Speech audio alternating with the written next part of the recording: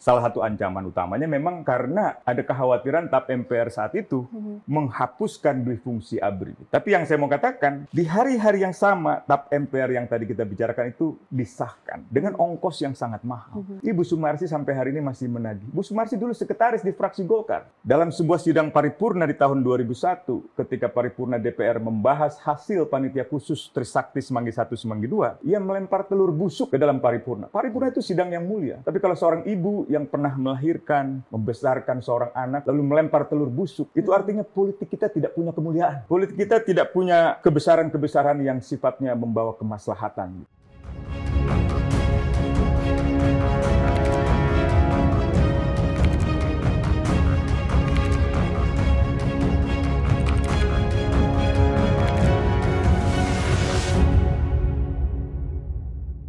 Assalamualaikum warahmatullahi wabarakatuh. Jumpa lagi bersama kami di podcast Resonansi, kupas tuntas tanpa keras-keras. Bersama saya Aher Budiantoro. Dan saya Salma Hasanah Nur.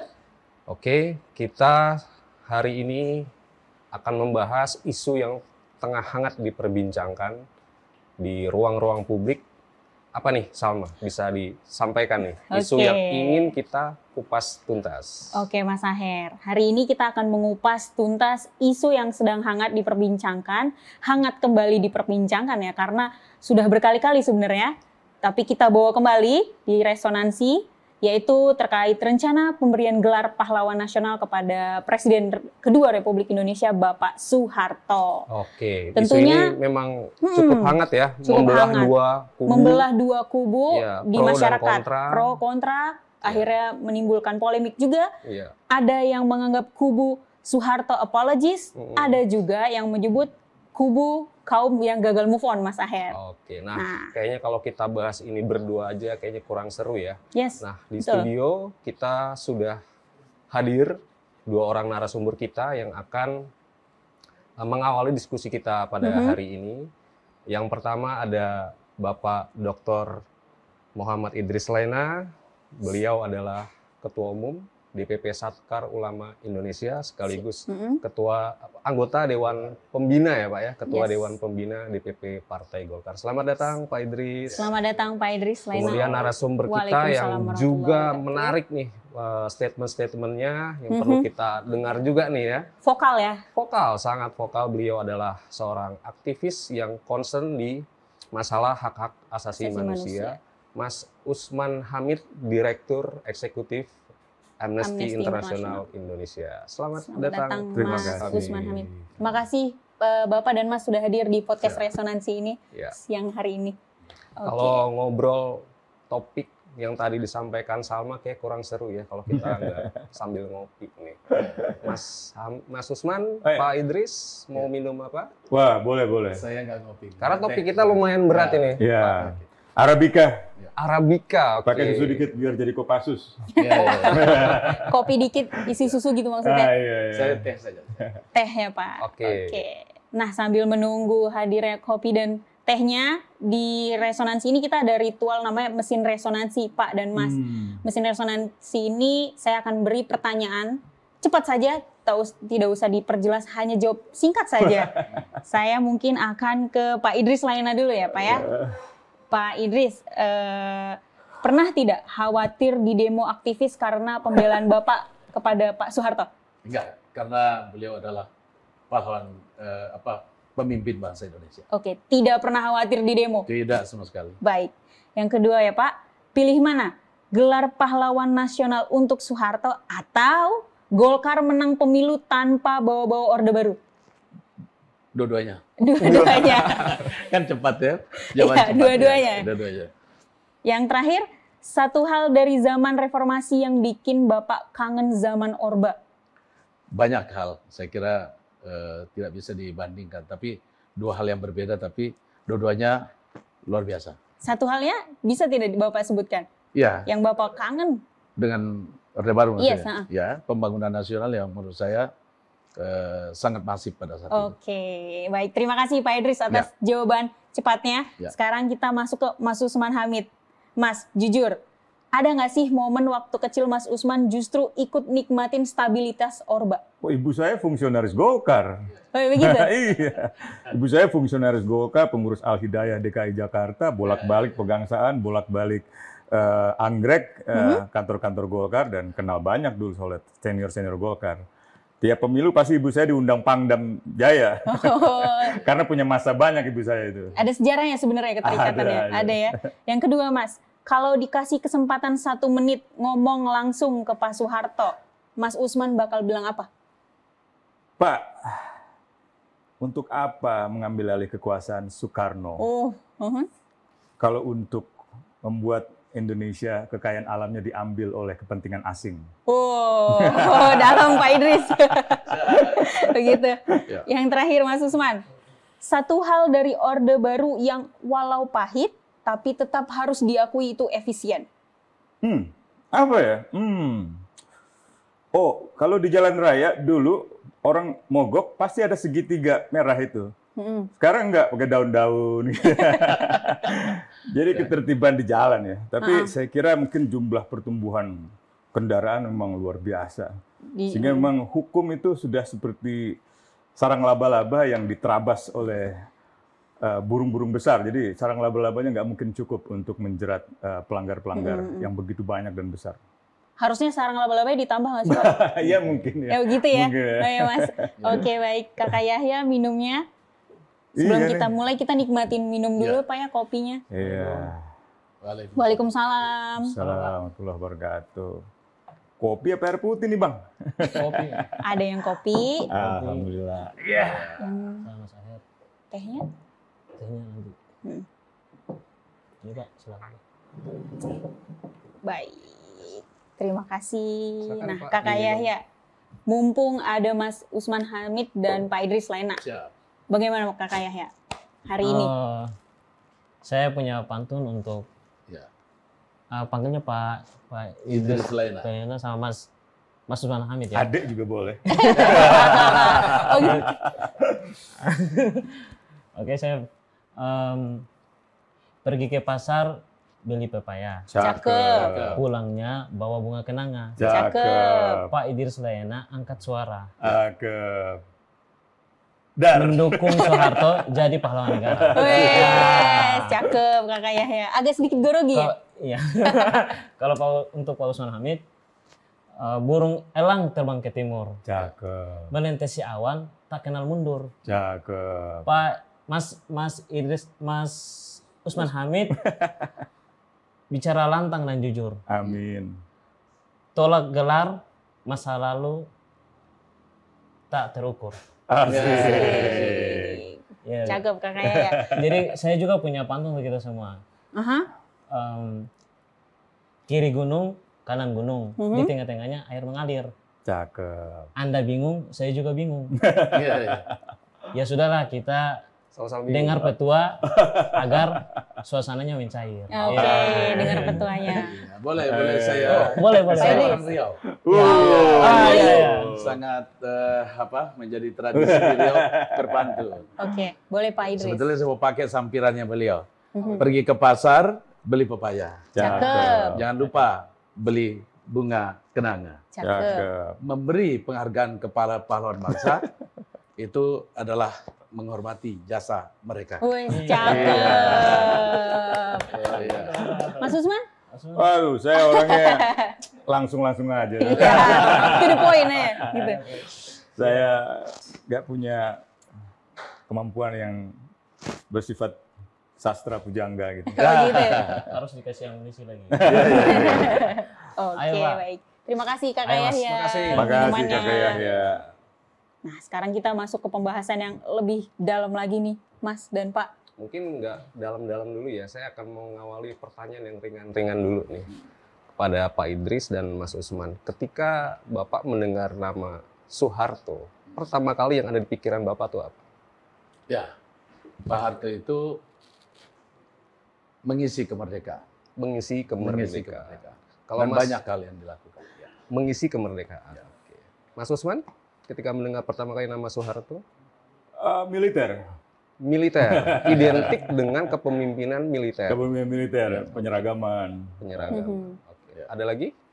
Ya, kehidupan yang statis, monolitis gitu. Monolitis. Ya, saya lebih suka yang dinamis dan pluralis. Ya. Oke, ini saya akan memulai dengan pertanyaan dari saya ke Mas Usman terlebih dahulu. Mas Usman, kita tahu dalam beberapa waktu terakhir media sempat dihebohkan dengan pemberitaan terkait rencana atau usul pemberian gelar pahlawan nasional kepada mendiang Bapak Soeharto. Bahkan Kementerian Sosial, Gus Ipul waktu itu menyampaikan ke publik, intinya Pak Soeharto berpeluang mendapat gelar pahlawan nasional di tahun ini karena terpenuhinya sejumlah syarat. Artinya ini sudah diusulkan, syarat-syarat sudah terpenuhi, dan memang tinggal bagaimana nanti tim pengkaji dan peneliti gelar pusat akan bersidang ke 17 Juli ya kalau nggak salah ya, untuk memberikan rekomendasi kepada Presiden. Nah, Mas Usman ini kan seorang aktivis yang betul-betul berjuang mengenai supremasi sipil, kemudian HAM. Ketika mendengar isu ini, apa ya yang ada di benak Mas Usman? Ya, bukan hal baru. Bukan hal yang mengejutkan juga. Karena kan kebetulan presiden yang sekarang adalah menantu Presiden Soeharto. Baik. Mantan menantu setidak-tidaknya begitu kan.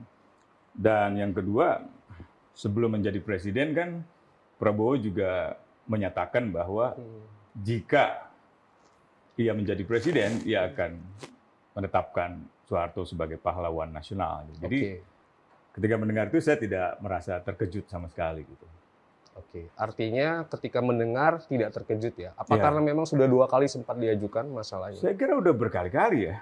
Tapi kan seperti disampaikan Menteri Sosial Gus Ipul, selalu terkendala yuridis, terkendala normatif.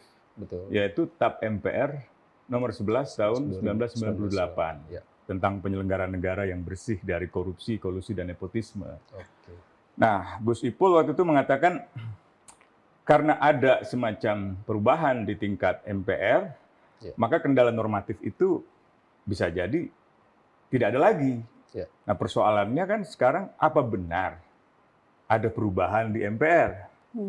Apa benar kabar berita di media massa bahwa TAP MPR itu telah dirubah dan telah dihapus nama Soeharto dari substansinya? Ternyata belakangan tidak benar itu. Itu hanya pernyataan Ketua MPR saja, Bambang Susatyo. Jadi pernyataan pribadi saja bahwa TAP itu sudah dihapuskan namanya dari yang menyebut secara eksplisit tentang nama Soeharto. Tidak ada sebenarnya perubahan yang formal yang dilakukan oleh MPR terkait dengan TAP nomor 11 tahun 98 itu. Dengan demikian, kalau kita mau pakai penilaian yuridis, tidak bisa. Tidak bisa. Kendala itu masih tetap ada gitu. Artinya ini hanya sepihak ya, tidak betul-betul dihapus secara akhirnya legal ya formal. Betul, secara sepihak saja oleh Ketua MPR gitu ya. Dan itu kan hanya 1 pekan setelah Golkar secara resmi mengajukan surat kepada pimpinan MPR. Kalau tidak salah 17 September 2024. Lalu 23 September mungkin Ketua MPR menyatakan menyetujui usulan Golkar. Tapi persetujuan itu tidak ada berita acaranya itu, tidak ada semacam sidang paripurnanya. Padahal TAP itu adalah hasil dari sidang paripurna, bahkan sidang istimewa ketiga itu, yang menelan banyak korban. Ada belasan mahasiswa dan warga sipil biasa di dalam tragedi Semanggi. Salah satunya adalah Wawan, putra dari Ibu Sumarsih yang hari ini masih aksi Kamisan di depan Istana Negara, meninggal dunia di hari di mana TAP MPR itu disahkan. Dan kebetulan saya ada di dalam gedung DPR MPR ketika itu sebagai mahasiswa. Di luar ribuan mahasiswa, mungkin ratusan, puluhan ribu mungkin setidaknya, dan penembakan mahasiswa itu terjadi. Artinya Mas Usman menganggap tidak ada penghapusan tidak ada, norma dalam pasal 4 belum ada. Saya udah cari berkasnya. Yang ada adalah surat Partai Golkar saja dan transkrip pidato dari Ketua MPR. Gitu. Kebetulan nih ada Pak Idris nih. Ya, monggo. Nah, menanggapi pernyataan dari Mas Usman, gimana tanggapan Pak Idris? Saya kabur dulu lah. Jadi, Silakan, Pak. jadi ini malah Bagus sekali momentum ini Ya. buat saya dan tentu fraksi Partai Golkar saya kira ya. Tapi saya ingin menjelaskan dulu. Pertama, saya ingin bicara dalam kapasitas sebagai Ketua Umum Satkar Ulama Indonesia. Satkar Ulama Indonesia itu adalah satu organisasi yang didirikan tahun 70, 13 Maret oleh mantan Presiden Soeharto. Pak Harto yang Pak mendirikan. Harto langsung. Jadi di dalam aktenya itu Pak Harto yang membuat. Oke. Kita tidak perlu cerita kenapa beliau mendirikan itu, tetapi saya ingin mengatakan bahwa bagi kami, kader Satkar Ulama, Ya. tentu berjuang supaya Pak Harto sebagai pahlawan nasional itu harga mati. Baik. Saya kira karena Satkar Ulama ini juga berafiliasi kepada Partai Golkar, maka saya kira sama juga. Partai Golkar itu kan dulu pembinanya kan ketua Dewan Pembinanya Pak Harto. Oke. Sehingga saya kira juga orang-orang Partai Golkar juga sepakat apa yang ingin saya sampaikan. Kita sepakat untuk memperjuangkan Pak Harto sebagai pahlawan nasional. Itu satu. Poin yang kedua yang saya sampaikan, Mas Usman, Ya. kebetulan yang jadi ketua fraksi Golkar MPR kemarin ini saya. Langsung Mas Usman. Jadi, Toilet gimana toilet? Ya, Ini. sehingga Ya. saya mohon izin pakai contekan ini. Silakan, Ya, silakan. pakai contekan. Silakan, Pak Idris. Jadi begini, terkait upaya Pak Harto kita jadikan sebagai pahlawan nasional, betul seperti Mas Usman Hamid sampaikan, Kang Usman Hamid sampaikan, Ya. terkendala oleh adanya TAP MPR nomor 11 tahun 1998. Nah, TAP MPR nomor 11 ini, jadi TAP MPR kan begitu banyak, ada 100 lebih Ya. TAP MPR. Itu bersifat regeling. Oke. Jadi TAP yang bersifat regulasi bagi seluruh rakyat Indonesia. Yang jadi masalah buat kami fraksi Partai Golkar, saya harus sebutkan bahwa di pasal 4-nya itu menyebutkan nama Presiden Soeharto dan kroninya. Secara eksplisit. Ya, secara eksplisit. Jadi bagi kami aneh. Peraturan RT saja tidak berani menyebut nama orang, ini kok TAP MPR nomor 11 itu menyebutkan nama seseorang secara eksplisit. Padahal itu berlaku sebagai regulasi bagi seluruh rakyat Indonesia. Nah, saya pada saat itu sebagai ketua fraksi Partai Golkar, kemudian akhirnya kita membuat surat.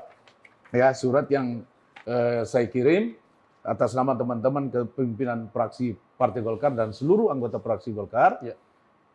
Kita mengirimkan surat yang dilakukan itu seperti Mas Usman Hamid sampaikan, tapi tanggalnya sebetulnya 18 September 2024.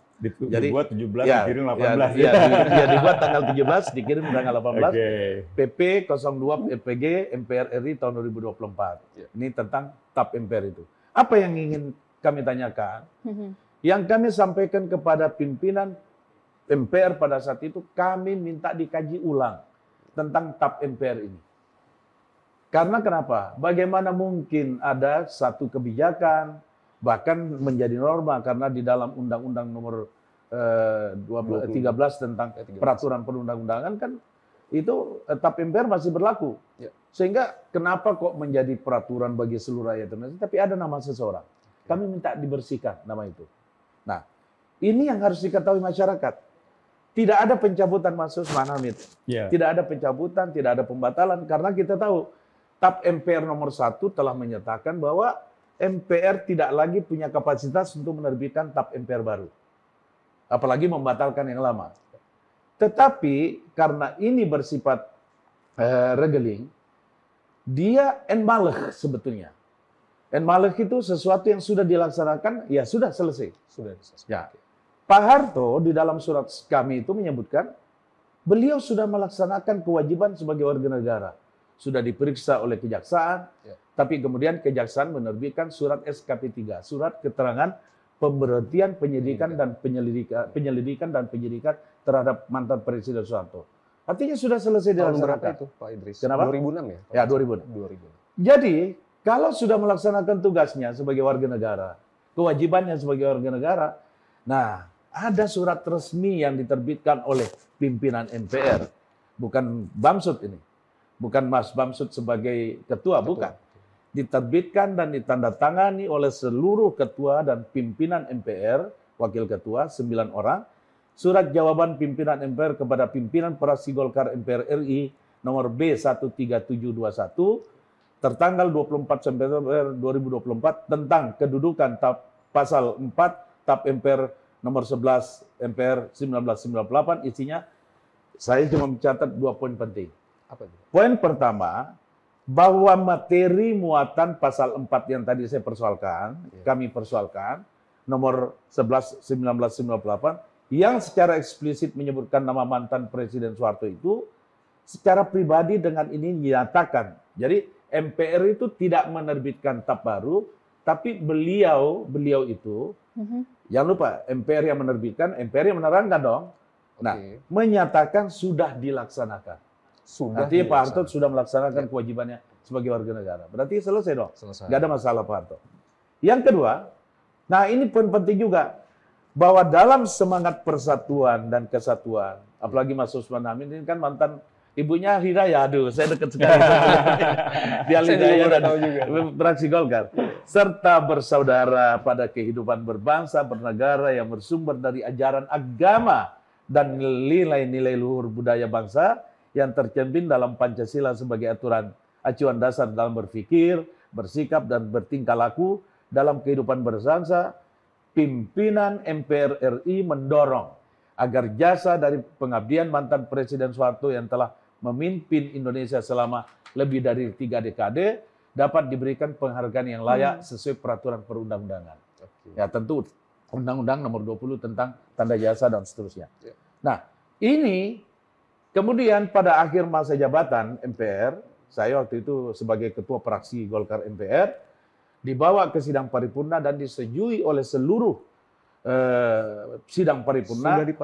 Sudah diparipurnakan bahwa kebijakan yang diambil oleh pimpinan MPR itu disetujui oleh seluruh anggota MPR pada saat itu. Kita bersidang dalam kapasitas MPR Republik Indonesia. Artinya ini sudah ditetapkan. Sudah selesai. Jadi masalah Pak Harto terkait TAP MPR nomor 11 itu kita nyatakan sudah selesai. Kita artinya sudah berbahagia dan karenanya saya yakin dan percaya.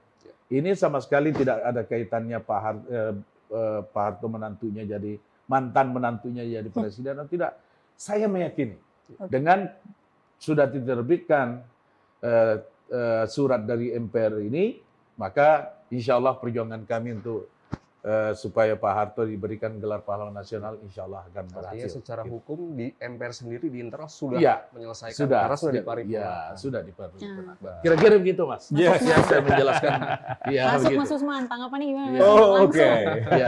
Ada tanggapan barangkali. Ya, jadi itu kan yang dimaksud oleh Pak Idris Laina itu adalah surat pimpinan MPR kepada pimpinan Golkar, fraksi Golkar. Jadi bukan TAP MPR yang baru. Tidak, memang tidak bisa. Memang bukan. Karena itu sifat mengikat hukumnya tidak ke publik. Hanya kepada Golkar. Jawaban kepada Golkar. Coba kita baca baik-baik di situ. Nomor B1372I garis miring HK 0000 garis miring B7 Romawi garis miring MPR garis miring 09 garis miring 2024. Sifat biasa.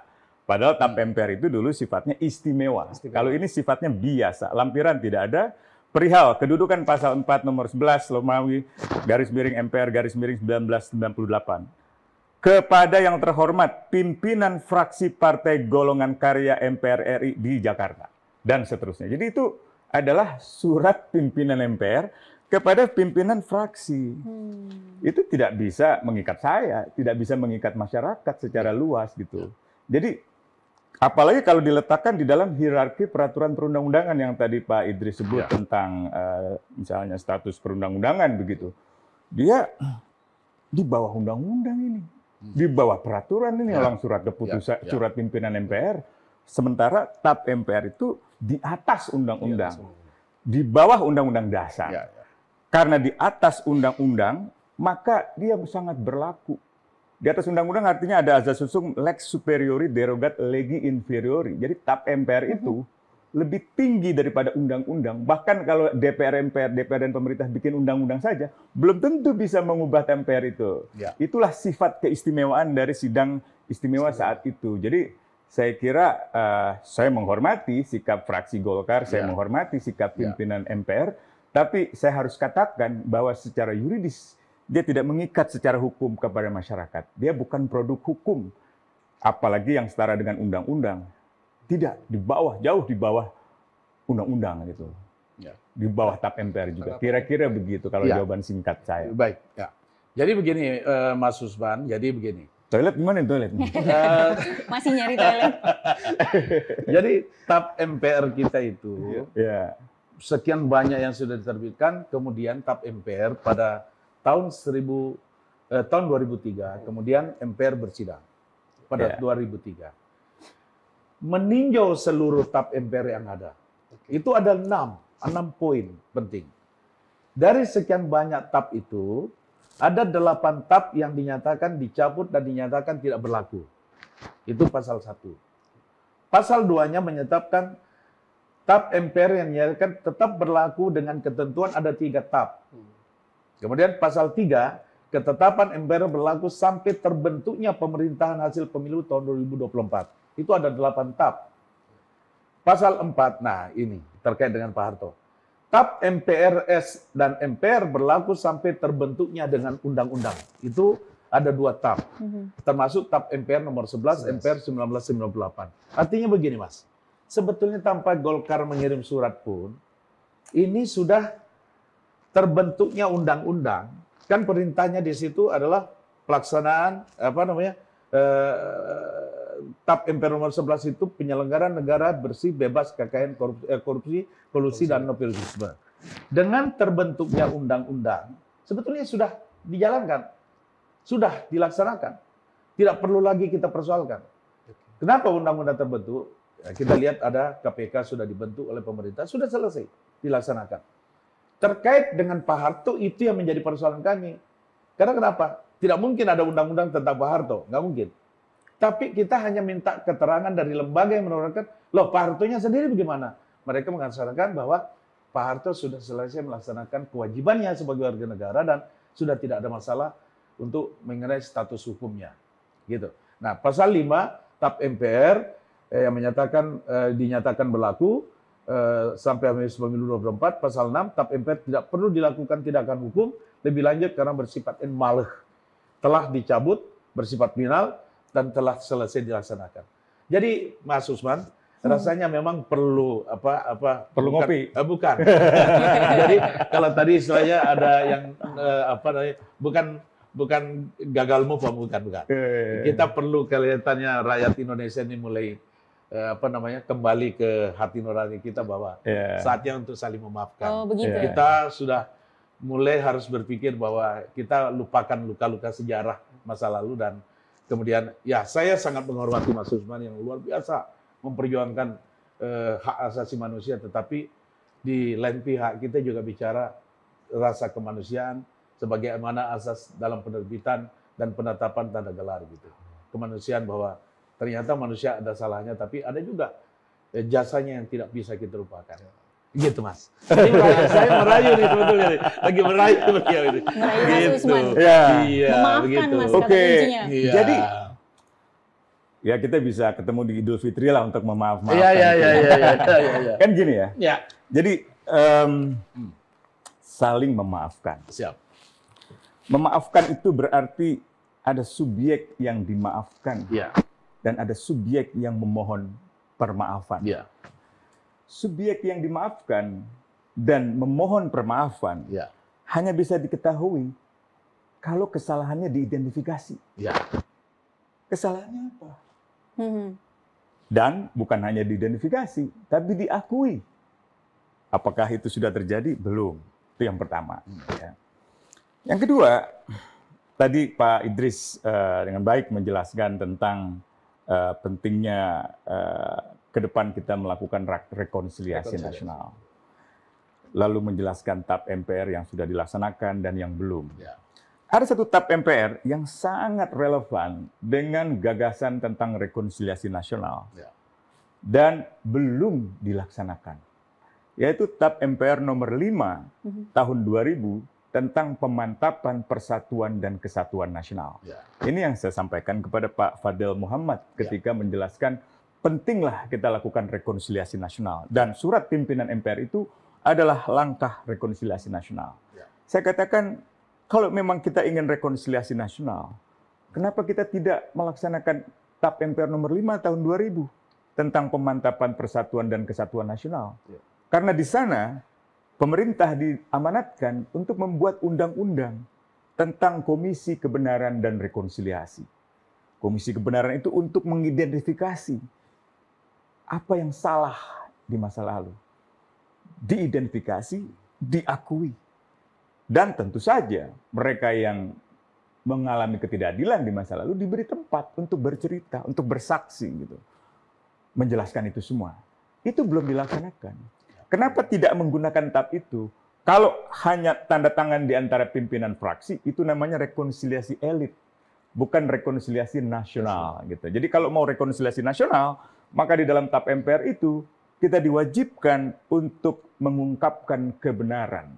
Kita diwajibkan untuk mengidentifikasi kesalahan dan memfasilitasi proses permaafan itu. Di Afrika Selatan, ada orang-orang yang pernah berkuasa di masa lalu memberikan pengakuan bahwa di masa lalu saya bersalah. Di masa lalu saya sebagai pejabat, saya sebagai komandan militer, saya sebagai komandan polisi, dan seterusnya, saya mengakui ada kesalahan. Sayalah yang menculik, sayalah yang menyiksa, sayalah yang membuang jenazahnya ke lautan misalnya gitu. Pengakuan yang tulus mendapatkan reaksi yang positif dari komisi para tokoh itu, ada Desmond Tutu dan seterusnya. Dan itu berujung dengan pengampunan sebagian. Tapi pengakuan yang tidak tulus, yang masih menyembunyikan kebenaran, itu tidak mendapatkan permaafan, tidak mendapatkan pengampunan. Sebagian korban yang melihat pengakuan yang tulus memeluk pelaku, terjadi rekonsiliasi nasional. Sebagian korban lain tidak melihat ketulusan pelaku atau ketulusan orang-orang yang pernah berbuat kesalahan dengan kebijakan di masa lalu dan menolak untuk memaafkan. Tentu komisi amnestinya memiliki semacam kewenangan untuk pada akhirnya memberikan amnesti atau tidak. Tidak dalam arti dia menyerahkan kepada jaksa agung untuk kemudian diajukan ke proses hukum. Jadi bahkan kalau kita mendorong rekonsiliasi nasional pun tidak berarti keadilan hukum itu bisa diabaikan. Yang sekarang ini terjadi, jangankan keadilan hukum, keadilan sejarah tentang kebenaran itu saja belum kita laksanakan. Jadi saran saya sebagai bagian dari keluarga yang pernah mencintai Golkar gitu ya. Golkar dalam arti golongan-golongan fungsional yang dulu menjadi gagasan ideal dari Soekarno ketika mencetuskan pentingnya golongan fungsional, lalu disansekertakan menjadi golongan karya demi ketika itu Soekarno ingin ada semacam penyalur aspirasi kaum petani di tengah masyarakat yang fungsinya sangat penting, kaum buruh, kaum perempuan, kaum pengajar, pendidik. Gagasan awal Golkar sebenarnya itu gitu. Jadi dengan segala hormat saya kira surat pimpinan ini tidak jauh dari apa yang kita bayangkan sebagai satu kehendak bangsa untuk membangun rekonsiliasi nasional gitu. Jadi saya tidak menolak gagasan itu, tapi saya kira kita harus mengambil langkah yang jauh lebih besar gitu, setingkat kepentingan bangsa, bukan sekedar rekonsiliasi di antara para pimpinan fraksi. Artinya Mas Usman menganggap ini masih problematik ya? Masih problematik. Makanya ketika dalam pertemuan dengan Menteri Sosial ketika itu, kira-kira bulan lalu lah, saya ingatkan lagi Gus Ipul itu, tentang pernyataan Gus Ipul tentang TAP MPR yang tadi saya katakan. Gus Ipul mengakui memang problematik, tapi kan sebagai menteri dari presiden yang memang sudah berjanji untuk menetapkan status pahlawan untuk mantan Presiden Soeharto, mungkin ada dilema itu. Bahkan staf khususnya Pak Saifullah Yusuf itu, Abdul Malik Haramain, dulu di PMII kan, organisasi mahasiswa yang terafiliasi ke Nahdlatul Ulama, dia pernah menulis tuh, Gus Dur, politik dan militer. Itu bukunya itu. Dia menjelaskan tentang penembakan brutal di dalam tragedi Semanggi itu sebagai suatu ancaman politik dari militer kepada MPR yang ketika itu sedang merumuskan TAP MPR. Salah satu ancaman utamanya memang karena ada kekhawatiran TAP MPR saat itu menghapuskan dui fungsi ABRI. Gitu. Tapi yang saya mau katakan, di hari-hari yang sama TAP MPR yang tadi kita bicarakan itu disahkan, dengan ongkos yang sangat mahal. Ibu Sumarsi sampai hari ini masih menagih. Bu Sumarsi dulu sekretaris di fraksi Golkar. Saking dia kecewanya dengan Partai Golkar, dalam sebuah sidang paripurna di tahun 2001, ketika paripurna DPR membahas hasil panitia khusus Trisakti Semanggi I, Semanggi II, ia melempar telur busuk ke dalam paripurna. Paripurna itu sidang yang mulia. Tapi kalau seorang ibu yang pernah melahirkan, membesarkan seorang anak, lalu melempar telur busuk, itu artinya politik kita tidak punya kemuliaan. Politik kita tidak punya kebesaran-kebesaran yang sifatnya membawa kemaslahatan. Gitu. Tidak ada di sana. Gitu. Jadi saya kira kita harus kembalikan politik itu. Dan mungkin Golkar dalam transformasinya perlulah memikirkan ulang itu. Bagaimana agar keadilan itu bisa dihadirkan untuk mereka yang tertindas, untuk mereka yang mustadafin itu, untuk yang benar-benar mengalami ketertindasan gitu. Itu yang saya kira kita prioritaskan gitu. Oke, Pak Idris, harus ada pemikiran ulang tentang sejarah yang menurut Mas Usman kayaknya masih ditutup-tutupi kebenarannya, tapi Mas juga mention tentang pelanggaran HAM, singkatnya seperti itu ya? Iya, tentang kekerasan ibu yang negara, kekerasan negara korupsi, dan lain. kolusi dan nepotisme sebagai tanggapannya Pak penyalahgunaan. Idris. Jadi saya itu sebetulnya tidak mau terlalu kemana-mana karena begini. Saya di sini aja kok Pak. Saya tidak akan kemana-mana menyampaikan karena begini. Kalau kita bicara, tadi saya berpikir bahwa hambatan yang dihadapi Pak Harto ini hanya soal TAP MPR nomor 11. Bagi saya sudah selesai. Dan saya siap kemanapun, karena saya pelaku dari ini yang membuat suratnya, menandatangani surat. Dan saya tahu bagaimana hasil dari TAP MPR itu. Memang TAP MPR tidak akan bisa diterbitkan lagi, karena MPR bukan lembaga tertinggi lagi negara. Jadi tapi yang mengeluarkan surat sebagai lembaga adalah MPR, maka dia harus menerangkan status Pak Harto. Bagaimana dengan KKN-nya? Sudah ada undang-undangnya tentang itu. Nah, terkait dengan apa namanya? Rekonsiliasi. Sudah. Apa? Udah masih. Jadi kemudian mengenai rekonsiliasi nasional, saya sependapat. Memang mestinya sebagai satu bangsa kita melakukan itu. Tapi ketika kita bicara tentang penghargaan kepada Pak Harto, saya rasa tidak perlu sampai sejauh itu kita harus bicara. Kenapa? Saya terus terang Mas Usman, ini saya buat ini mencoba membuat pointers tentang masalah pemberian penghargaan, hambatannya apa dan sebagainya. Saya mencari literasi terkait yang menyebutkan Pak Harto sebagai pelanggar hak asasi manusia. Tidak menemukan ada satu otoritas, lembaga yang punya otoritas yang pernah memberikan keputusan tentang Pak Harto bahwa dia pelanggar hak asasi manusia, baik di dalam maupun di luar negeri. Saya mencari tentang, bahkan saya sampit teori tentang hak asasi. Saya kira Mas Usman Hamid lebih paham daripada itu. Saya cari. Ternyata tidak ada satu lembaga yang menetapkan Pak Harto sebagai pelanggar hak asasi manusia. So, kalau begitu, kenapa kita harus meributkan sesuatu yang kemudian belum pernah ada ketetapan tetap hal itu? Yang menjustifikasi itu. Kalau semuanya karena, mohon maaf, setiap orang bisa bicara, rasanya kita harus tanya kepada 278,5 juta penduduk Indonesia. Itu penting. Apakah kita harus melakukan polling gitu, seluruh rakyat ditanya besar mana jasa Pak Harto dibandingkan kesalahan dilakukan Pak Harto. Ini perlu diingat, Mas. Kita ini sedang tidak menghakimi Pak Harto, tidak sedang mengadili. Kalau dalam sidang pengadilan, sekecil apapun kesalahan orang, itu harus diberikan punishment, hukuman. Tapi ketika kita bicara tentang tanda gelar, jasa, itu biasanya timbangannya berapa besar kesalahannya, berapa besar jasanya. Nah, saya Mas Usman Hamid, sebetulnya orang Sulawesi. Tapi saya lahir besar di Riau. Ayah saya mengatakan begini, dulu ketika kita datang di Provinsi Riau, Pak Harto mempunyai program transmigrasi. Transmigrasi kepada seluruh rakyat Indonesia diberikan yang bertransmigrasi, diberikan tanah 2,5 hektar. Dan alhamdulillah saya bisa survive pindah ke Jakarta, kemudian belajar, kemudian bisa menjadi anggota DPR karena 2,5 hektar yang diberikan kepada masyarakat itu. Jasanya luar biasa. Kalau di Riau, Pak, itu luar biasa. Ternyata bukan hanya Riau, seluruh daerah-daerah yang pernah ada transmigrasi, ketika kita tanya siapa yang paling berjasa dari seluruh presiden, mereka mengatakan Pak Harto. Kami hidup karena Pak Harto. Pak Harto memberikan kami kesempatan. Belum lagi kita bicara tentang bagaimana pembangunan nasional segala macam. Maka ketika tadi saya ditanya secara singkat, Pak Idris, apa? Pak Harto itu, menurut saya, dia mengisi kemerdekaan Republik Indonesia. Jadi Bung Karno memperjuangkan kemerdekaan, Pak Harto mengisi kemerdekaan. Bagaimana yang lainnya?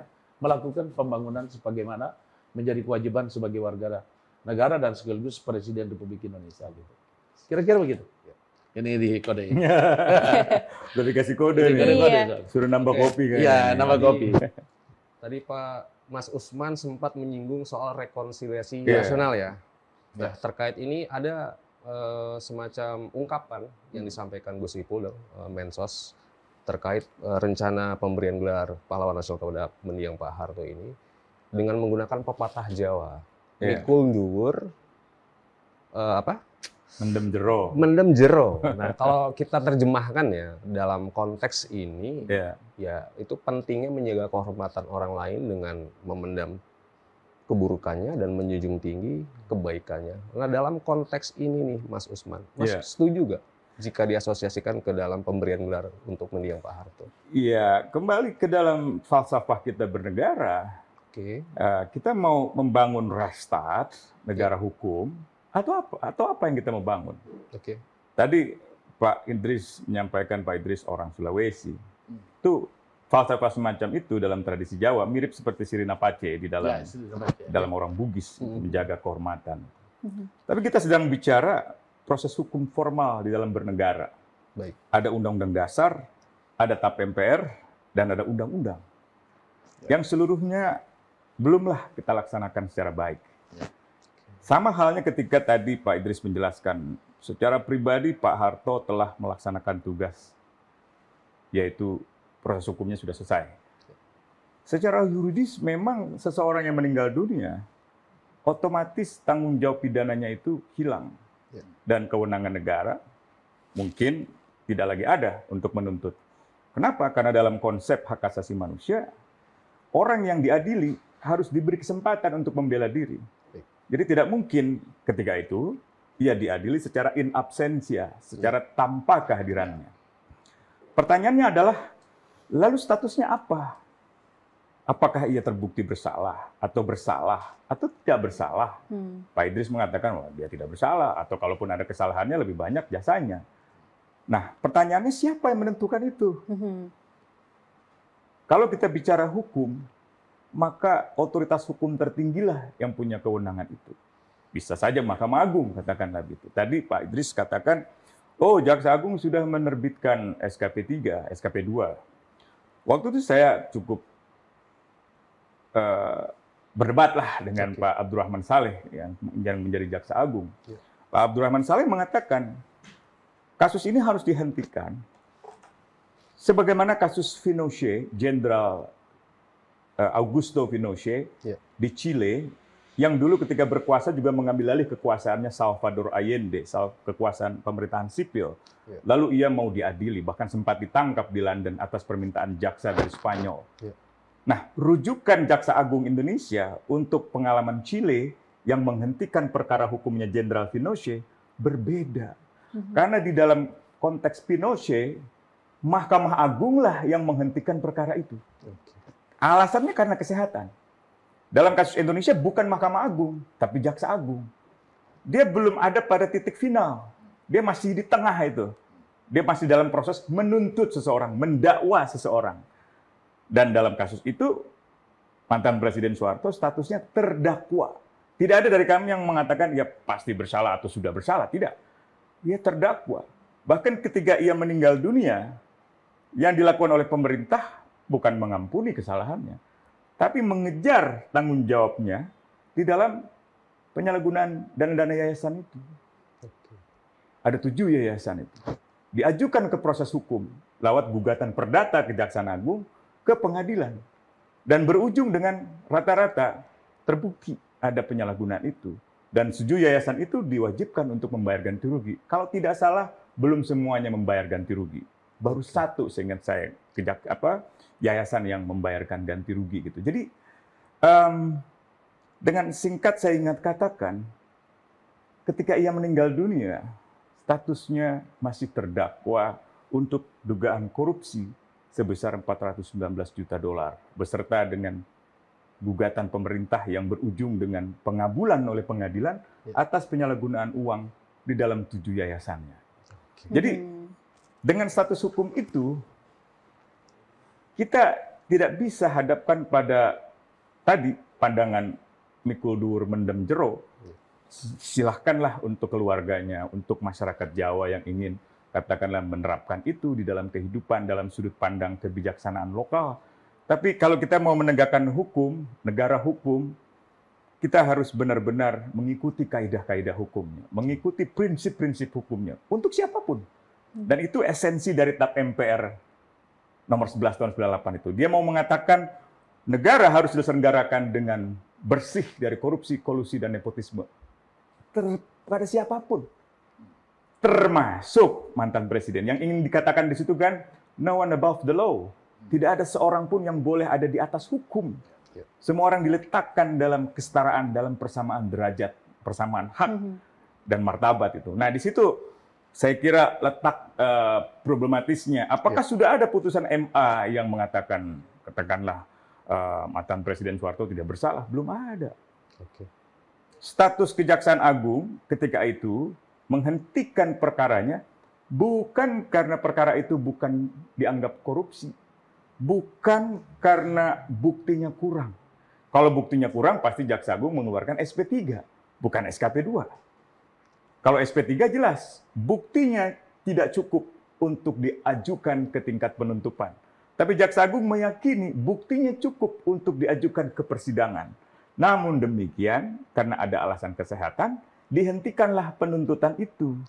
Tapi proses hukumnya sebenarnya belum pernah dihentikan oleh Mahkamah Agung pada saat itu ya. Bahwa kemudian Mahkamah Agung memberi fatwa hukum bisa saja. Tapi saya kira yang saya ingin katakan di sini adalah saya tidak akan menghalangi orang-orang yang ingin menghormati beliau misalnya gitu. Tapi kalau itu dibawa ke ranah publik, dibawa ke ranah hukum, saya akan tetap berpegangan pada prinsip-prinsip hukum itu gitu. Jadi kalau diajukan ke hadapan saya, surat keputusan pimpinan MPR buat saya itu bukan kekuatan, tidak memiliki kekuatan hukum yang mengikat. Kira-kira gitulah. Ya, resonansinya supaya nggak keras-keras.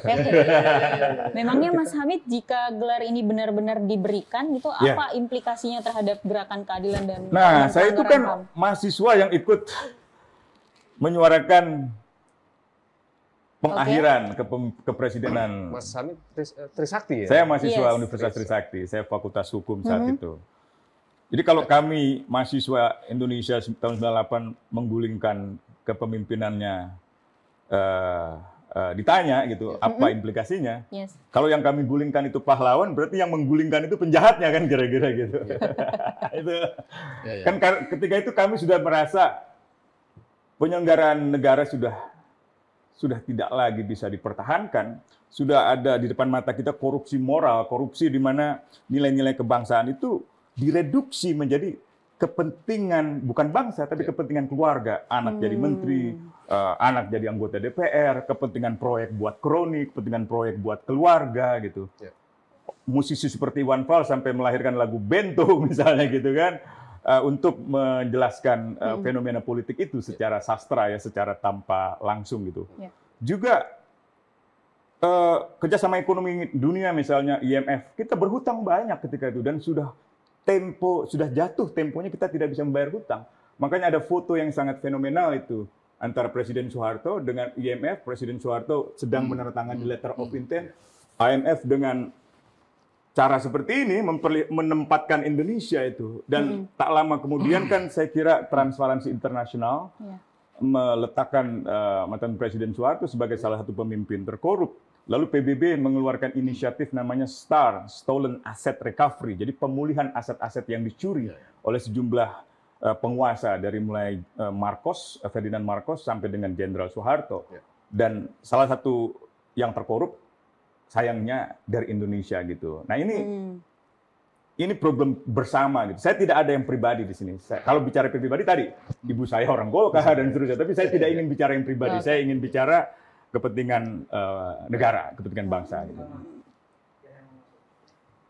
Oh iya, masuk aja Mas. Pantun lagi nih. Apa tuh? Biar kita rileks minum dulu. Mas, Pak, minum dulu. Ini pembahasannya Saya lihat berat dari luar, berat. Ini kan negara Pak Idris jadi bikin berat ini. Jadi saya review dulu nih, Pak. Oke, review ya. Pak Idris. Oke. Kenapa Mas Usman Hamid saja yang dikasih tambahan? Sekalian aja. Karena saya yang paling Sekalian punya aja. banyak kekurangan. Jadi harus diberi tambahan. Padahal beliau orang hebat ini. Iya. Wah, itu saya belum punya sekolah seperti Pak Idris. Langsung aja. Beliau bisa bikin minuman, kafe, luar biasa. Jadi kayak di sini kan kita lagi bahas topik yang berat. Jadi bahas topik yang berat ini ternyata bukan kita yang bahas. Ya. Sampai terbawa ke bukan mimpi ya, tapi media sosial. Oke. Jadi sampai Gen Z itu pun membahas topik ini. Iya. Nah, jadi saya ya gosip berjamaah lah begitu. Ya, bagus. Tapi di kalangan Gen Z ya. Iya. Jadi mereka gosip-gosip gitu. Jadi tajuknya lu tanya gue jawab. Saya bacakan di sini ya Bang ya. Ya. Serius nanya, Soeharto beneran mau dikasih gelar pahlawan nasional? Ini negara beneran udah amnesia sejarah atau gimana sih? Amnesia sih enggak, tapi kita juga nggak bisa tutup mata sama jasanya. Beliau stabilin negara habis G30S, bangun infrastruktur, swasembada pangan, itu juga sejarah bro. Tapi bro, kasus korupsi berjamaah dan represi 32 tahun itu juga sejarah. Masa pahlawan punya dark mode kayak gitu? Ini bukan pantun ya? Lah, iya. Saya Ini bilang bukan ini apa? Refleksi. Refleksi, ada pembahasan begitu juga. Lah, semua pasti semua tokoh besar pasti ada sisi kontroversialnya. Tapi dampak positifnya jangka panjang, bro. Pahlawan itu soal kontribusi, bukan kesempurnaan. Begitu, bro. Pertanyaannya sekarang, kita mau nggak kenang dia sebagai pahlawan atau cukup sebagai presiden yang berperan besar? Karena dua hal itu nggak selalu harus sama. Begitu. Ya intinya sih jangan buru-buru lah. Dikaji dulu lah. Ya. Nah, seperti itu. Jadi di sini kita sambil mengkaji begitu. Ya. Ya silakan. Silakan dilanjutkan. Lanjut. Boleh minum dulu kayak gitu ya. Saya lihat dari luar tuh berat. Iya, Pak Idris, giliran Pak Idris. Saya dari Bang Usman berat sekali. Berat. Sekarang giliran Pak Idris nih. Saya kembali dulu ya. Iya. Saya kembali. Saya harus minum dulu nih kalau Sambil diminum. Kebetulan ini juga orang Makassar ya, Pak? Oh, Orang gitu ya? Sulawesi juga. Oh, ya. Aduh. Pertama, analoginya Mas Usman Hamid ingin saya luruskan. Yes. Bahwa bukan berarti kalau Mas Usman Hamid dan teman-teman luar biasa perjuangannya. Ketika kita mengakui Pak Harto, terus mereka penjahat. Enggak begitu. Saya kira enggak begitu. Beliau rupanya di Trisakti, saya juga ada Trisakti. Sama, 1 Saya kilometer ya. nomor induk mahasiswa saya 134848052. Waduh. Sampai masih hafal Saya di nggak hafal Fakultas Teknik Sipil Perencanaan Universitas Trisakti. Oke. Baik, Pak. Artinya bayangkan, dua orang Trisakti saja bisa berbeda pendapat. Yes. Bukan berarti Mas Usman adalah pahlawan, saya penjahat, atau saya penjahat, Mas Usman pahlawan. Kita sama-sama berjuang dengan cara kita masing-masing. Itu satu. Kedua, Mas Usman tadi bicara tentang Augusto Pinochet. Saya juga ingin menambahkan kalau perlu Asad Basar di di Syria. Pak Harto kalau mau mempertahankan jabatannya, kekuasaannya, Mas, saya kira Tentara Nasional Republik Indonesia, beliau adalah panglima tertinggi Angkatan Bersenjata Republik Indonesia. Bisa mengambil kebijakan. Pak, pertahankan. Tidak dilakukan. Rasanya Mas Usman Hamid sebagai orang keluarga besar Golkar dulu, saya paham betul. Beliau juga punya hati nurani, mengatakan, berarti Pak Harto punya nurani pada saat itu. Siap menyatakan, bahasanya mundur, katakannya paling gampang. Diterangkan oleh Menteri Kehakiman kita dulu, Yusril. Yusril. Kata-kata berhenti. Dia tidak pakai tanda koma. Saya dengan ini, poin 8, pasal 8, saya dengan ini menyatakan berhenti. Tanpa ada kata-kata bahwa karena begini, karena begitu, saya bisa memperjuangkan dengan catatan. Enggak ada. Saya berhenti. Dengan legowo. Andai kata dia represif seperti Pinochet, saya tetap berdapat, kita bawa ke PBB. Kalau seperti Basar, kita bawa ke PBB. Karena dia betul-betul berperang melawan rakyatnya. Pak Harto tidak. Kebijakan-kebijakan yang diambil oleh Pak Harto tahun 84, Mas, saya sampai naik motor pergi ke Trisakti gara-gara ada peristiwa Tanjung Priok. Tapi apa yang saya ingin katakan, semua kebijakan yang diambil Pak Harto itu dalam kapasitas beliau sebagai Presiden Republik Indonesia yang harus menjaga ketertiban umum. Bagaimana Presiden harus bertanggung jawab ketika ada misalkan terjadi bagi masyarakat Indonesia yang lebih besar? Ya tentu harus dilakukan tindakan. Nah, karena itu menurut saya memang perlu hati nurani dalam hal ini untuk kita kembali. Jangan lagi mengungkit luka sejarah masa lalu. Kita sudah mulai harus wise. Saya tidak mau mengatakan istilahnya yang dipakai gagal mufal. Enggak ada yang gagal mufal. Mas Usman Hamid ini beliau jalan dengan on the track sesuai dengan sesuai dengan tanggung jawab moralnya sebagai warga negara, sebagai bangsa, sebagai manusia yang ingin memperjuangkan hak manusia. Tapi saya pikir juga saya sebagai warga negara, juga sebagai warga negara Indonesia, sebagai manusia juga ingin kita memperjuangkan hak asasi manusia. Siapa? Pak Harto. Dia banyak berbuat, Pak. Sangat banyak berbuat bagi rakyat Indonesia. Saya 4 periode jadi anggota DPR, Mas. Dari tahun 2004 sampai kemarin terakhir, 2024. Saya melihat bagaimana kebijakan-kebijakan yang dibikin oleh Pak Harto pada saat dalam keterbatasan kita saat itu. Ketika kita baru merdeka. Memang kelihatannya harusnya seperti itu. Dia harus mengambil tindakan terhadap semua yang bisa menghambat jalannya pembangunan yang beliau pimpin. Saya cerita. Saya dikasih tanggung jawab sebagai Ketua Umum Satkar Ulama. Saya pikir kenapa seorang Presiden Republik Indonesia yang punya kuasa luar biasa harus mendirikan satu organisasi bernama Satkar Ulama Indonesia. Termasuk Al-Hidayah, Mas. Al-Hidayah. Kenapa kok harus dibikin? Rupanya sederhana. Beliau meyakini bahwa kepemimpinan bisa berjalan dengan baik kalau ada harmonisasi antara ulama dan ulama. Itu aja. Sesederhana itu berpikir.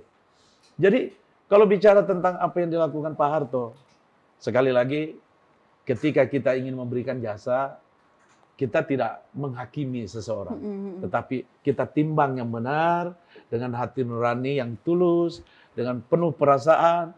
Apalagi kita punya sejarah yang sama, Mas Usman Hamid. Barangkali kita harus pikirkan, ya kita timbang seberapa besar jasa yang harus kita berikan, yang harus kita nilai, kemudian kesalahan beliau. Kalau istilahnya Mas Gus Saipul itu, ya beliau juga manusia.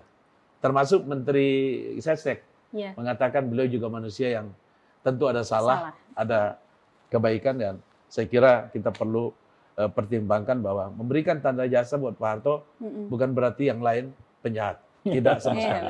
Begitu. Ya, Pak Idris.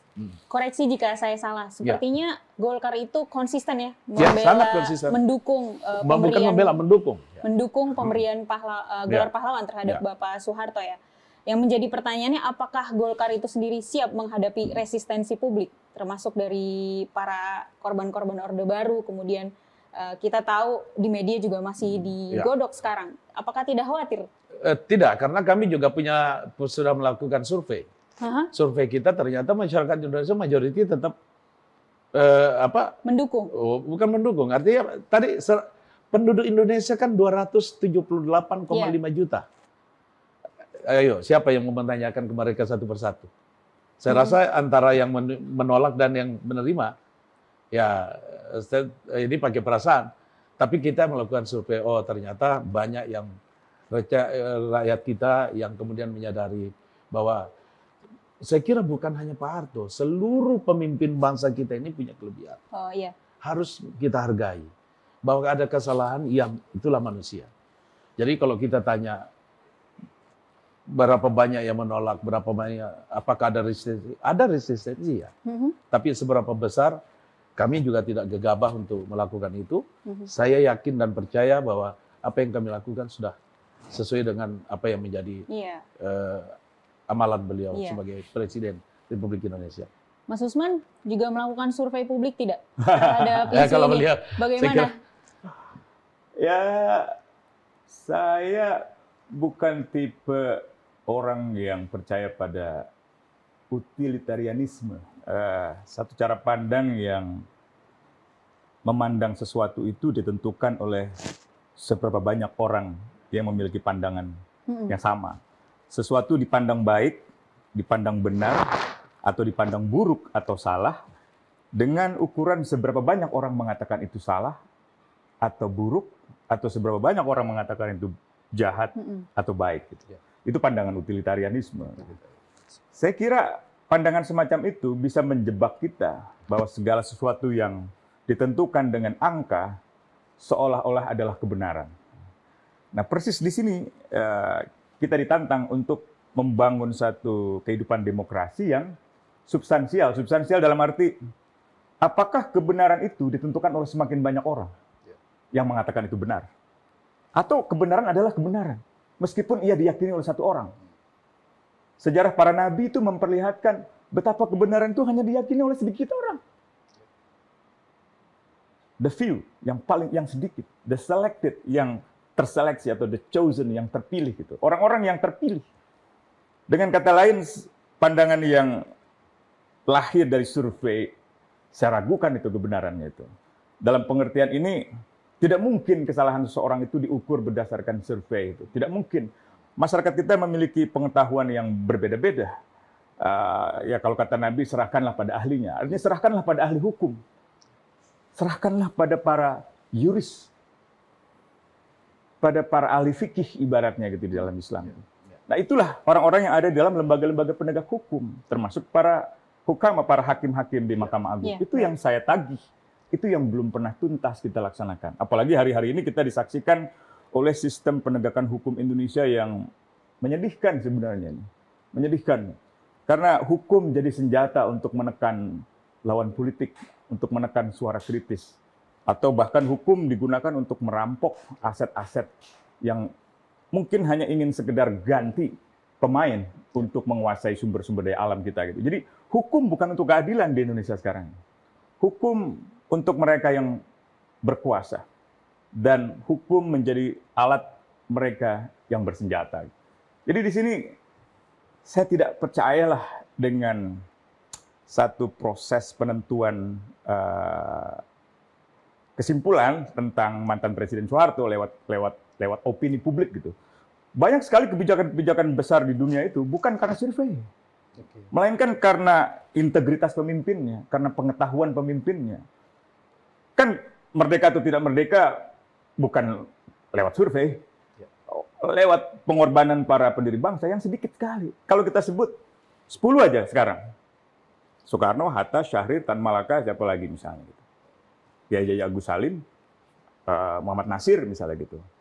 Romroyan atau siapa lagi. Nggak banyak kan. Dari jutaan orang gitu. Dengan kata lain, penentuan segala sesuatu yang menyangkut kehidupan publik sebaiknya tidak ditetapkan melalui survei semacam itu. Silakan saja Partai Golkar, itu kan uji coba. Dan itu memang perkembangan kehidupan politik yang baru, di mana pengambilan keputusan didasarkan pada survei-survei. Dan kadang-kadang sebagian survei juga mengalami industrialisasi, gitu, mengalami komersialisasi gitu, untuk servis-servis atau layanan-layanan yang diberikannya. Gitu. Tapi saya kembali pada hukum. Saya kembali pada hukum yang benar, ya, hukum yang adil. Ya, gitu. Apakah kita sudah melaksanakan hukum yang adil?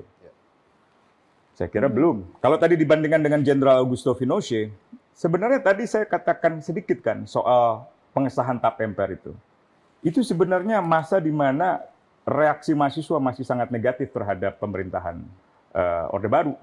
Bahkan ketika presidennya diganti, mahasiswa masih tidak puas gitu. Dan represi itu terjadi. Sebelum Presiden Soeharto menyatakan berhenti, kampus saya menjadi korban represi. 4 orang mahasiswa tewas. Kampus saya dan Pak Idris ya. 96 orang luka-luka berat. Tidak ada keadilan hingga hari ini. Bahkan disangkal dalam panitia khusus di DPR, salah satunya Partai Golkar yang menentang itu, dinyatakan tragedi Trisakti Semanggi I, Semanggi II itu sebagai bukan pelanggaran HAM berat. Karena itu cukup dibawa ke pengadilan umum atau pengadilan militer. Pengadilan umumnya tidak pernah digelar. Pengadilan militernya digelar hanya dengan polisi yang diadili. Padahal proses hukum di tingkat polisi militer dan tingkat kepolisian saja itu menyimpulkan belum tentu polisi yang melakukannya. Bisa jadi tentara juga. Karena waktu itu kami melakukan uji balistik. Saya sebagai mahasiswa mengikuti uji balistik di laboratorium metalurgi ITB, di laboratorium forensik di kepolisian, sampai dengan di laboratorium forensik balistik di Montreal di Kanada. Untuk mengambil kesimpulan apakah proyektil-proyektil peluru yang menembus tubuh para mahasiswa ketiga itu di Trisakti 12 Mei sebelum Presiden Soeharto menyatakan berhenti pada 21 Mei adalah peluru yang ditembakkan dari senjata polisi atau senjata tentara. Panglima TNI Jenderal Wiranto, Kepala Kepolisian saat itu Jenderal Dibyo Widodo berbeda pandangan. Kan kita tidak mungkin menentukan kebenaran itu berdasarkan pandangan Menhan Kampangap. Karena Kapolri menentangnya. Kita tidak mungkin juga menyatakan itu sesuai dengan pandangan Kapolri. Karena Menhan Kampangap berbeda pandangan. Yang kita bisa jadikan pegangan adalah para ahli hukum di Mahkamah Agung, para hakim. Sampai hari ini belum ada. Nah, itu yang saya mau katakan, represi itu terjadi. Dan kalau bicara tahun 84, Pak Idris tadi sebutkan itu, peristiwa Tanjung Priuk, salah satu bentuk represi pemerintahan Orde Baru. Hanya karena sejumlah dai, sejumlah ulama bersikap kritis terhadap azas tunggal Pancasila. Jadi semua organisasi Islam saat itu banyak yang menolak untuk mengadopsi Pancasila sebagai ideologi gitu ya. Ideologi yang tunggal gitu.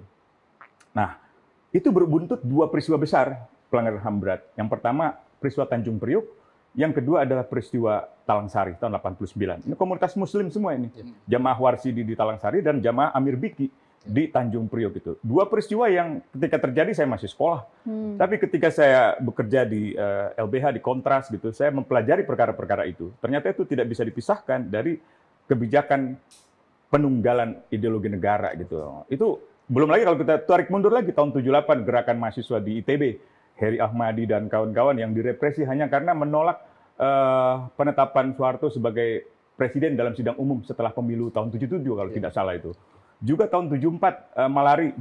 Ketika para mahasiswa saat itu menentang investasi asing yang diadopsi oleh pemerintah Indonesia. Ketika itu saya kira Presiden Soeharto masih jenderal militer, belum menyatakan mengundurkan diri atau belum pensiun saat itu. Itu juga direpresi gitu. Jadi ada banyak, apa benar itu karena perintah presiden? Itu yang perlu diperiksa. Bagaimana memeriksanya? Bentuklah pengadilan HAM ad hoc, bentuklah komisi kebenaran, itu yang saya katakan gitu. Saya tidak ingin juga berprasangka dari awal. Nah, ini menanggapi apa yang disampaikan Mas Usman nih, Pak Idris. Toilet dulu deh. Ini pro kontra terkait rencana pemberian gelar pahlawan nasional untuk Pak Harto memang cukup kontroversial ya. Kita tahu tadi yang disampaikan Pak Usman juga cukup jelas ya. Nah, apakah ini menandakan bahwa kita sebagai bangsa besar dikatakan belum bisa move on nih untuk ya berkonsiliasi untuk semacam mengakhiri luka masa lalu untuk kemudian membuka semacam perjalanan baru gitu. Saya sebetulnya agak confused istilah rekonsiliasi. Ya. Karena tidak ada sebetulnya, jadi gini, kecuali kita pertemuan saudara antara pihak A, pihak B. Indonesia tidak pernah mengalami itu. Semua yang disebutkan pelanggaran HAM oleh mantan Presiden Soeharto itu adalah tindakan yang beliau ambil dalam kapasitas sebagai Presiden Republik Indonesia.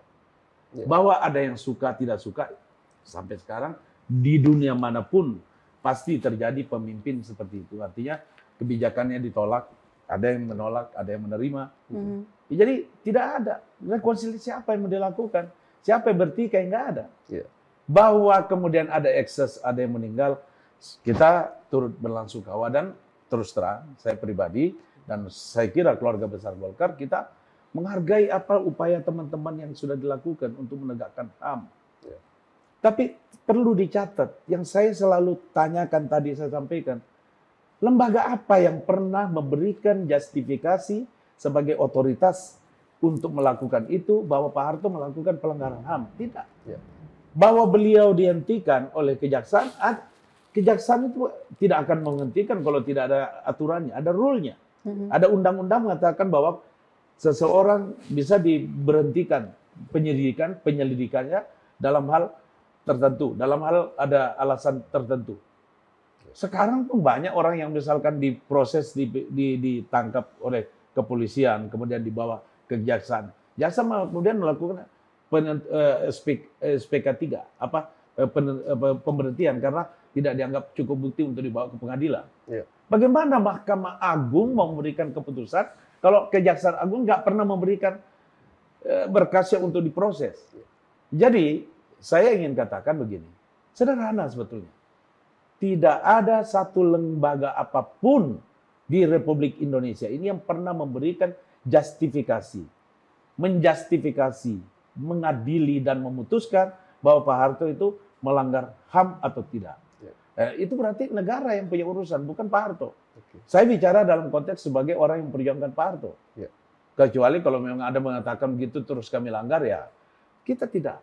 Jadi ketika tidak ada keputusan tentang itu, ya artinya jalan terus. Memang ada hambatan tadi pasal 4 di TAP MPR nomor 11. Saya katakan cukup, itu kami cukup untuk menjadikan alat, bukan alat. Kita jadikan bahan untuk kita sampaikan ke Menteri Sosial bahwa terkait pasal 4 TAP MPR nomor 11 sudah selesai dilaksanakan. Tanpa harus ada surat dari PP fraksi Partai Golkar pun sebetulnya kalau menurut TAP MPR itu, TAP MPR nomor 1 sudah selesai dilaksanakan dan Pak Harto sudah bebas. Gitu. Jadi saya kira bicara tentang gelar Pak Harto itu saya mengetuk hati seluruh rakyat Indonesia. Kita semua. Saya sebagai alumni di kampus di mana proses represif yang disampaikan Mas Susman juga merasakan. Mas Susman juga mengatakan bahwa di Trisakti kita sama-sama Trisakti. Tapi kok bisa beda pendapat? Artinya apa? Kita bicara tentang bagaimana menghargai apa yang sudah dilakukan. Nah, pertanyaannya bagaimana menghargainya? Ya tentu kita kembalikan ke proses. Prosesnya ya tentu Dewan Gelar nanti akan menentukan. Sekali lagi saya ingin mengetuk hati beliau-beliau nanti bahwa manusia biasa Pak Harto itu sama dengan presiden kita yang lain, Abdurrahman Wahid dan lain sebagainya, termasuk Bung Karno. Bung Karno juga kontroversial dulu ketika dikatakan tanda gelar pahlawan nasional. Tapi kemudian kita berikan sebagai kebesaran kita, hati kita sebagai warga negara Republik Indonesia. Begitu. Pak Idris, jika Pak Soeharto tidak berhasil diberi gelar sebagai pahlawan nasional, kemudian bagaimana sebaiknya negara itu tetap memberi penghormatan atas jasa besar yang Pak Idris sampaikan tadi? Ya, tadi kan poin saya ketika memulai pembicaraan, saya katakan bahwa kami akan terus berjuang untuk Pak Harto diberikan gelar pahlawan nasional. Rasanya berdosa bangsa ini ketika ada anak bangsa yang telah berbuat banyak bagi bangsa ini kemudian tidak diberikan gelar, padahal yang lain bisa diberikan gelar. Ketika yang lain kontroversial bisa diberikan gelar, kok bisa? Kenapa Pak Harto tidak bisa?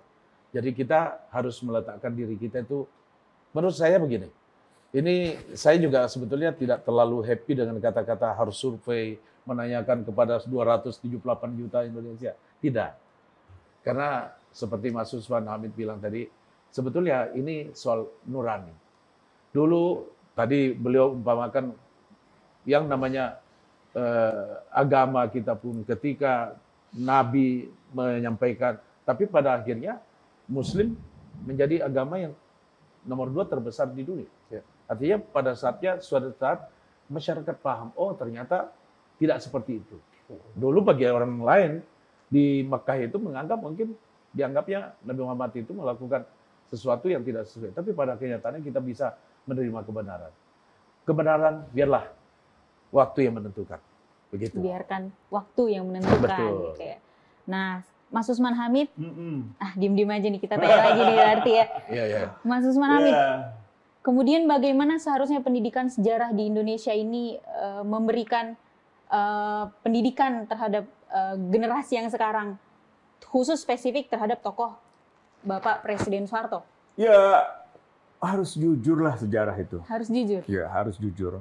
Kalau kita lihat referensi ilmiah sekarang itu kan sudah berkembang sedemikian rupa, arsip-arsip negara-negara lain juga sudah berkembang sedemikian rupa dideklasifikasi, artinya dibuka seluruh rahasia-rahasia operasi intelijen di masa lalu, termasuk operasi intelijen Amerika tahun 64-65 yang mendorong kejatuhan Soekarno dengan bekerja sama secara tertutup dengan Jenderal Soeharto, Jenderal Nasution misalnya. Itu bahkan dijelaskan secara gamblang oleh banyak sarjana, dari Ben Anderson, John Rosa, sampai yang terakhir Greg Paul Grain, atau sejarawan Indonesia seperti Profesor Aswi Warman Adam, Dr. Andi Ahdian, atau sejarawan-sejarawan lainnya yang menjelaskan bagaimana sejarah lahirnya pemerintahan Orde Baru itu ditempuh dengan jalan kudeta militer, menggulingkan pemerintahan yang berkuasa saat itu. Dan itu sebenarnya tidak bisa diletakkan sebagai sejarah Indonesia sendiri. Nah, generasi muda kita harus meletakkan sejarah Indonesia itu sebagai bagian kecil saja dari sejarah dunia. Misalnya kalau kita lihat kejatuhan Soekarno lewat operasi intelijen asing yang bekerjasama dengan faksi Angkatan Darat, itu adalah operasi yang juga terjadi di negara-negara lain, baik sebelum 65 maupun setelah 65. Dan rata-rata para pemimpin yang digulingkan adalah pemimpin-pemimpin yang vokal terhadap kekuatan Barat. Pemimpin Asia dan pemimpin Afrika, termasuk Amerika Latin. Saya ambil contoh, tahun 61 itu Presiden Republik Demokratik Kongo, Patrice Lumumba, itu dijatuhkan dengan operasi intelijen Amerika bekerjasama dengan kepentingan militer setempat. Tahun 64, Presiden Brazil, Presiden Gerard, itu juga digulingkan atas operasi intelijen Amerika dan juga kerjasama dengan militer setempat. Tahun 65, Presiden Soekarno. Tahun 73, tadi yang saya sebut, Jenderal Pinochet mengkudeta Salvador Allende, semacam Gus Durnya Chile saat itu. Lalu tahun 76, militer di Argentina mengkudeta pemerintahan sipil di Argentina. Ini seluruhnya, bahkan kalau kita kembali ke Asia Afrika tahun 55, Menteri Luar Negeri Cina, Zhou Enlai saat itu, pesawatnya meledak.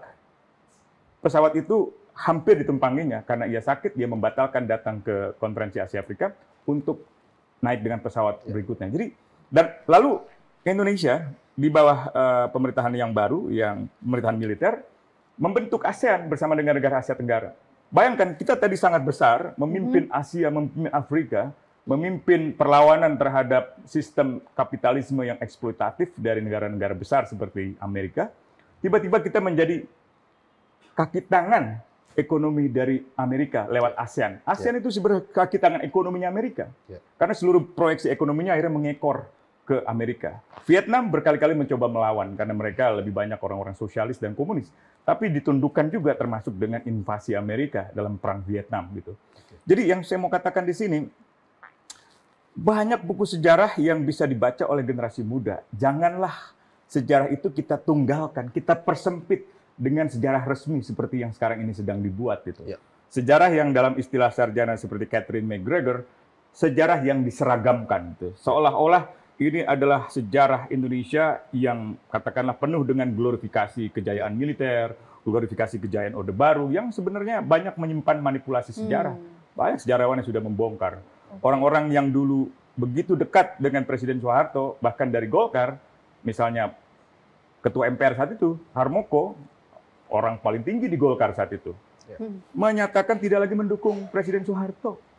Jadi sebenarnya ketika Presiden Soeharto menyatakan berhenti, bukan hanya karena kami, mahasiswa yang mendesak, tapi juga karena tidak ada lagi kepercayaan di dalam lingkaran pemerintahannya. Banyak menteri yang mundur. Beberapa tokoh seperti Cak Nur, Emil Salim, dan seterusnya yang diajak untuk membentuk komisi reformasi, tidak mau, menolak. Ketua MPR Harmoko akhirnya meminta Presiden Soeharto untuk menyatakan mengundurkan diri. Cak Nur, Nurholis Majid menyatakan, Pak Harto, yang diinginkan oleh para mahasiswa ini, Bapak berhenti. Gus Dur juga demikian gitu. Nah tentu dari situ kita bisa belajar gitu. Bagaimana sejarah itu diletakkan. Nah saya menyarankan dan bersama para, termasuk tokoh Golkar namanya Pak Marzuki Darusman ini. Kebetulan Pak Marzuki ini Ketua Amnesty International Indonesia, di mana saya menjadi pelaksananya, menjadi direkturnya gitu. Pak Marzuki Darusman mengatakan, selalu ada kecenderungan dari penguasa untuk memuliakan kekuasaannya. Selalu ada kecenderungan dari mereka yang memegang kekuasaan untuk membuat sejarah yang mengagumkan dirinya. Gitu. Dan versi sejarah yang sekarang ini sedang digodok, itu sejarah yang seolah-olah hanya ingin melihat masa lalu sebagai glorifikasi kejayaan. Padahal sejarah itu tempat di mana kita bersikap rendah hati, mengakui kesalahan, mengakui apa yang pernah kita lakukan di masa lalu. Tadi Pak Idris mengatakan sebenarnya tidak ada konflik horizontal, tidak ada, sehingga tidak perlu rekonsiliasi. TAP MPR nomor 5 tahun 2000 yang tadi saya sebutkan, secara eksplisit konsiderannya mengatakan telah terjadi perpecahan bangsa. Dalam halaman 142 juga dimandatkan oleh MPR ketika itu, pemerintah membentuk Komisi Kebenaran dan Rekonsiliasi Nasional sebagai lembaga ekstrajudisial yang jumlah anggota dan kriterianya ditetapkan dengan undang-undang. Komisi ini bertugas untuk menegakkan kebenaran dengan mengungkapkan penyalahgunaan kekuasaan dan pelanggaran hak asasi manusia pada masa lampau, sesuai dengan ketentuan hukum dan peraturan perundang-undangan, dan melaksanakan rekonsiliasi dalam kepentingan bersama, perspektif kepentingan bersama sebagai bangsa. Langkah-langkah setelah pengungkapan kebenaran dapat dilakukan pengakuan kesalahan, permintaan maaf, pemberian maaf, perdamaian, penegakan hukum, amnesti, rehabilitasi, atau alternatif lain yang bermanfaat untuk menegakkan persatuan dan kesatuan bangsa dengan sepenuhnya memperhatikan rasa keadilan masyarakat. Tegas sekali TAP MPR itu. Jadi kalau kita mau membangun persatuan, kesatuan, itu harus dibangun dari rasa keadilan, harus dibangun dari rasa kemanusiaan. Persatuan yang kita ingin bangun itu persatuan yang seperti itu. Bukan persatuan yang dulu disindir oleh Muhammad Hatta sebagai persatean. Jadi kita ingin Papua masuk Indonesia, Aceh tetap di Indonesia, dengan cara koersif, dengan pendekatan militer. Itu kata Hatta, bukan persatuan. Itu persatean. Gitu. Nah, Baik. itu yang Idris tidak ada kita tanggapan. Baik, inginkan. Pak Idris. Ya. Jadi panjang nih. Panjang. Bagaimana kemudian pendidikan sejarah Ya. harus diberikan Jadi terhadap spesifik Bapak Soeharto? Saya sebetulnya kan kemarin juga diundang bicara. Seolah-olah dikaitkan dengan ada penulisan sejarah ini dalam rangka memuluskan Pak Harto sebagai pahlawan nasional. Saya katakan ini nggak ada urusan. Tanpa sejarah itu Pak Harto itu layak untuk diberikan. Tanpa ada perubahan sejarah Pak Harto lebih dari cukup untuk menjadi pahlawan nasional. Kita baca tuh di dalam ketentuan pasal 4 pahlawan nasional adalah gelar diberikan kepada seseorang yang melakukan tindakan kepahlawanan menghasilkan prestasi lebih dari cukup. Beliau juga pernah berjuang melawan Belanda. Dengan satu pasal ini sebetulnya lebih dari cukup Pak Harto untuk menjadi pahlawan nasional. Tanpa harus merubah sejarah. Jadi nggak ada urusan dengan sejarah yang sedang dibuat itu. Jadi saya harus meluruskan itu. Nah, bagi kami, Partai Golkar, kemudian Satkar Ulama, kita real aja. Beliau layak untuk diberikan sebagai pahlawan nasional. Terhadap dua kriteria yang disampaikan di dalam pasal 4 bab 1 tentang undang-undang tentang pemberian jasa dan tanda gelar itu. Nah, karenanya saya tidak terlalu ingin terlalu sampai kepada hal-hal yang ribet gitu dengan urusan penulisan sejarah dan lain sebagainya. Sejarah biarlah ditentukan. Tapi saya paham dengan Mas Usman Amin. Buatlah sejarah sesuai apa yang memang pantas yang harus ditulis sesuai dengan karena ada Pak Meo mengatakan bahwa sejarah dituliskan oleh pemenang. Itu saya kira juga nggak begitu. Ya sejarah ya sejarah. Sebelum kita ini perbincangan ini pasti akan terus bergulir ya. Karena memang pembahasan ini dari tadi kita simak sama Pak Idris menyampaikan di sisi pro-nya, kemudian Pak Usman di sisi kontranya. Tentunya dengan waktu yang sedikit ini rasanya kurang untuk kita membahas secara detail. Jadi sebelum kita masuk ke segmen penutup, Pak Idris, Mas Usman, kira-kira menurut pendapat Pak Idris dan Mas Usman, apa harapan terakhir dari keputusan pemerintah nantinya terkait pemberian gelar kepada Pak Harto ini? Apa harapan Anda? Kalau saya dan teman-teman di DPP Partai Golkar, termasuk Satkar Ulama, keluarga besar, ya tentu harapannya supaya ingin mengetuklah hati seluruh rakyat Indonesia untuk saatnya kita bicara tentang bagaimana membangun kembali ke persaudaraan yang lebih sebagai warga negara gitu. Jadi pahlawan nasional kepada Pak Harto tidak mengurangi penghargaan kita terhadap teman-teman yang melakukan gerakan reformasi. Ya. Tidak ada. Ini hanya bentuk penghargaan. Pantun saya tadi jelas menyatakan bahwa memberikan penghargaan kepada pemimpin bangsa, bukti bahwa kita mencintai dan menghargai upaya dan perjuangan mereka. Sesederhana itu. Oke. Gitu. Baik. Ya, kalau Mas Pak Usman? Mas Usman, harapan terakhir harapan saya para penyelenggara negara, baik itu eksekutif, legislatif maupun eksekutif, untuk berhati-hati di dalam mengambil keputusan dan melaksanakan undang-undang. Termasuk dalam hal ini TAP MPR nomor 98 tahun TAP MPR nomor 11 tahun 98 dan juga Undang-Undang Gelar Tanda Jasa dan Gelar Kepahlawanan tahun 2009 untuk memperhatikan prinsip-prinsip yang dasar. Misalnya dalam undang-undang sudah dikatakan bahwa seorang yang menjadi pahlawan, seorang yang katakanlah merebut kemerdekaan, melawan penjajahan, dan gugur. Jadi kalau dia gugur dalam perjuangan itu, dia pahlawan. Ya. Artinya dia melawan musuh dan tidak menyerah pada musuh, lalu dia gugur di tengah jalan. Itu pahlawan. Artinya perlu dilakukan secara hati-hati ya? Hati-hati. Apalagi Oke. Undang-Undang Tanda Gelar itu menyatakan bahwa orang yang dianggap sebagai pahlawan nasional adalah orang-orang yang memiliki keteladanan dan integritas moral. Ya. Dengan prinsip-prinsip kerakyatan, kemanusiaan, serta keadilan sosial. Jadi pertimbangkanlah prinsip-prinsip dasar itu gitu ya. Kalau di dalam Islam tuh the goal of the higher law-nya itu, maqasidus syariahnya itu. Ya, Jadi baik. tujuan-tujuan keadilan, tujuan-tujuan kebenaran, tujuan-tujuan kemaslahatan itu harus diperhatikan di dalam mengambil kebijakan. Ya, ini memang terlepas dari pro dan kontra terkait pemberian gelar pahlawan nasional kepada mendiang Pak Harto, memang ya kita harus bersabar ya. Tanggal 17 Juli kalau nggak salah Dewan Gelarnya juga Dewan akan Gelar. bersidang tuh. 10 nama akan dikaji secara lebih mendalam termasuk nama mendiang Pak Harto. Yang pada akhirnya nanti akan disampaikan langsung kepada Presiden Prabowo dalam hal ini. Ya, mudah-mudahan diskusi kita kali ini dapat memberikan pengetahuan kepada sahabat resonansi yang menyaksikan tayangan ini. Kami ucapkan terima kasih atas kehadiran Terima kasih, Pak Idris Pak dan Idris Mas dan Terima Mas kasih. Usman. Terima kasih. Lain waktu kita akan diskusi Baik. jauh lebih Siap, komprehensif siap. terkait Siap. topik-topik lainnya. Baik, terima kasih. Ya. Oke. Baik, untuk sahabat-sahabat Resonansi, terima kasih sudah menyaksikan podcast Resonansi. Agar tidak hanya mengikuti arus, marilah kita menjadi kritis dengan subscribe YouTube channel podcast Resonansi. Kemudian nyalakan notifikasinya agar selalu update dengan konten-konten Resonansi. Dan kepada sahabat resonansi, jangan lupa politik bukan milik segelintir orang, politik adalah milik kita. Dengan berpolitik akan menentukan masa depan kita. Sampai bertemu pada episode resonansi berikutnya. Resonansi, Kupas tuntas tanpa keras-keras. Wassalamualaikum warahmatullahi wabarakatuh. Pak Idris, terima kasih. Waduh.